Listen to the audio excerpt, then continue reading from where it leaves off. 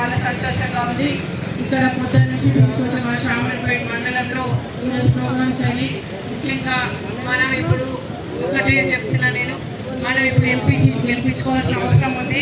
ఎందుకంటే గతంలో మన ఎమ్మెల్యేలందరినీ ఓడగొట్టడం జరిగింది కాబట్టి మన ప్రభుత్వ దృష్టికి ఏదన్నా తెలియజేయాలంటే మనకు సమస్యలన్నీ ఎవరో ఒకరు ప్రభుత్వ దృష్టికి వెళ్ళాలంటే క్యాండిడేట్ ఎంపీ క్యాండిడేట్ ఉండాలి, ఎమ్మెల్యే ఉండాలి. కాబట్టి మనకి ఎమ్మెల్యేస్ లేదు కాబట్టి గత ప్రభుత్వంలో మీరు భయానికి వాళ్ళకి ఓటు వేయకపోతే మళ్ళీ ఇల్లు లేరు, పెన్షన్ లేరు, రేషన్ కార్డ్స్ లేరు అనే ఉద్దేశంతో టీఆర్ఎస్ ఎమ్మెల్యేలను గెలిపించడం జరిగింది.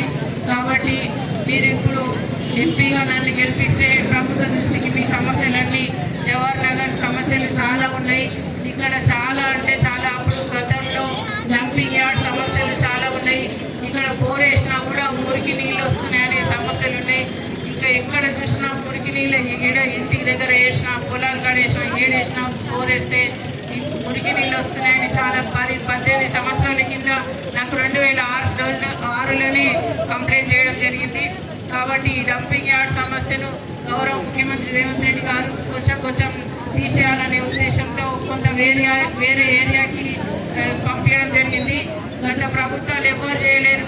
మన గౌరవ ముఖ్యమంత్రి గారు రేవంత్ రెడ్డి గారు వచ్చినాక కొంత డంపింగ్ యార్డ్ని షిఫ్ట్ చేసినారు. ఇంకా మిగతాది కూడా త్వరలోనే తొందరగా కొంత షిఫ్ట్ చేసి తర్వాత ఇక్కడ ఏ ప్రాబ్లం ఉండదు. ఎందుకంటే కొంత ఉంటే ఏం కాదు, కానీ అంత చెత్త మొత్తం హైదరాబాద్లోని చెత్త అంతా తెచ్చి మన జవహర్ నగర్లో వేస్తున్నారు. కాబట్టి ఇక్కడ చాలా ప్రాబ్లమ్స్ ఉన్నాయి. కాబట్టి ఇక్కడ పొల్యూషన్ ఎక్కువైపోయి ప్రజలు రోగాల పాలు అవుతున్నారు. కాబట్టి ఈ సమస్యలన్నీ మనం కేవలం ప్రభుత్వ సపోర్ట్తోనే చేయొచ్చు. కాబట్టి మన గౌరవ ముఖ్యమంత్రి గారు ఆ సమస్య సాల్వ్ చేస్తామని చెప్పడం జరిగింది. ఇంకా కూడా చాలా సమస్యలు ఉన్నాయి. అవన్నీ నాకు ప్రపోజల్స్ ఇచ్చిండ్రు. ఒకదాని తర్వాత ఒకటి అభివృద్ధి తర్వాత ఎంపీ అయిన తర్వాత తప్పకుండా నేను మీకు అందుబాటులో ఉండి చేస్తానని నీకు మాటిస్తున్నా. మీరు జాగ్రత్తగా ఇప్పుడు పార్టీ కోసం పనిచేస్తే నేను మీకోసం 5 సంవత్సరాలు మీకు అందుబాటులో ఉంటానని నేను మాటిస్తున్నా. గతంలో చేసిన ఎక్స్పీరియన్స్ ఉంది కాబట్టి ఇందాక మైనంపల్లి హనుమంతరావు గారు అన్నట్టు నిజంగా ఇక్కడ చాలా అభివృద్ధి చేసిన గత పరిచయాలు ఉన్నాయి. లీడర్స్ కానీ, సర్పంచ్లు కానీ, గత ప్రజలు ఇక్కడ చాలా మంది పరిచయాలు ఉన్నారు. గ్రామాలు కూడా నాకు ఎక్కడెక్కడ ఏ గ్రామంకి ఏం పెట్టాలో నాకు తెలుసు. కాబట్టి నేను తప్పకుండా మీకు అందుబాటులో ఉండి నేను సమస్యలు సాల్వ్ చేయడంలో ముందుంటా. వాళ్ళని వీళ్ళని తిట్టడం ఏం కాదు, మనం మాత్రం ఏం పనిచేస్తాం అనేది ముఖ్యం. కాబట్టి ఊరికే టైం వేసి వాళ్ళు ఇట్లా వీళ్ళు ఇట్లా అనడం దానికంటే మనం జరగబోయేది ఏం చేస్తాం అనేది కూడా చాలా ఇంపార్టెంట్. కాబట్టి ప్రతి ఒక్కరు బాధ్యతగా వినండి. ఎవరేం చెప్పినా వినకుండా దయచేసి బాధ్యతగా కాంగ్రెస్ గుర్తుకు ఓటేసి, హస్తం గుర్తుకు ఓటేయండి. హస్తం గుర్తు అంటే చేయి గుర్తుకు ఓటేసి మీ అమూల్యమైన ఓటేసి అత్యధిక మెజార్టీ ఇవ్వాలి. గత ప్రభుత్వంలో డబుల్ బెడ్రూమ్ ఇస్తానని డబుల్ బెడ్రూమ్ ఇవ్వలేరు, రేషన్ కార్డ్స్ ఇవ్వలేరు, పెన్షన్కి ఇవ్వలేరు, దళిత బంధు అన్నారు, దళిత బంధు ఇవ్వలేరు. ఎవరికి ఇచ్చిందో తెలుసా? పెద్ద బిల్డింగ్ ఉన్న వాళ్ళకి ఇచ్చిండ్రు, కోటీశ్వర్లకి ఇచ్చిండ్రు దళిత బంధు కానీ డబుల్ బెడ్రూమ్. ఇప్పుడు అట్లా కాదు. మన గౌరవ ముఖ్యమంత్రి గారు వచ్చినాక డబుల్ బెడ్రూమ్ లేకుండా ఇప్పుడు ఇందిరమ్మ ఇల్లు అని పెట్టడం జరిగింది. ప్రతి ఒక్క పేదవాడికి అందుతుంది. కాబట్టి మీరు మంచి మెజార్టీ ఇవ్వండి. తప్పకుండా మీకు ఇల్లు వస్తుంది, రేషన్ కార్డ్స్ వస్తాయి, అన్ని విధాలా అయ్యేటట్టు నేను బాధ్యత తీసుకుంటా. ఇంకొక ముఖ్య విషయం ఏంటంటే ఇక్కడ పట్టా సర్టిఫికెట్లు రాలేవు. చాలా మంది నాకు కంప్లైంట్ చేయడం జరిగింది.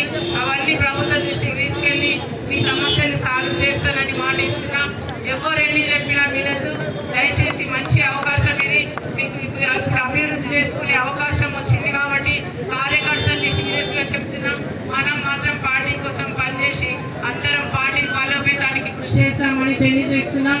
ముఖ్యంగా ప్రతి ఒక్కరు ఈ బాధ్యత గమనించి తర్వాత ప్రతి ఒక్కరు మళ్ళీ బాధపడాల్సి వస్తుంది. కాబట్టి మీరు మాత్రం అత్యధిక మెజార్టీ ఇచ్చి మంచిగా మనం కాంగ్రెస్ పార్టీకి హైయెస్ట్ మెజార్టీ ఇవ్వాలి. ప్రజలు బ్రహ్మాండం పడుతున్నారు. ఎక్కడ చూసినా బ్రహ్మాండమైన రెస్పాన్స్ ఉంది. ఎక్కడ చూసినా చాలా మంది కాంగ్రెస్ నుంచి వేరే పార్టీల నుంచి కాంగ్రెస్లో జాయిన్ అవుతున్నారు. కాబట్టి మన పార్టీ హైయెస్ట్ మెజార్టీతో విన్ అవుతుంది. ఈ 2-3 రోజులలో అన్ని పార్టీలు ఖాళీ అయిపోతున్నాయి. అసలు ఇప్పటికీ ఖాళీ అయిపోయినాయి. కానీ ఇప్పుడు మాత్రం మీరు జాగ్రత్తగా ఓటు వేసేటప్పుడు జాగ్రత్తగా వేయండి. ముఖ్యంగా బూత్ కమిటీలు కూడా జాగ్రత్తగా మీరు మొత్తం పోల్ మేనేజ్మెంట్ ఇవన్నీ కరెక్ట్ చూసుకోవాల్సిన అవసరం ఉంది. ఇవన్నీ చాలా అని. కాబట్టి ప్రతి ఒక్కరు ఎవరు ఎన్ని చెప్పినా వినకుండా ఇప్పుడు మాత్రం మీరు ఓటు వేయకపోతే మళ్ళీ 10 సంవత్సరాలు వెనుకబడిపోతారు. కాబట్టి దయచేసి అందరు వినండి.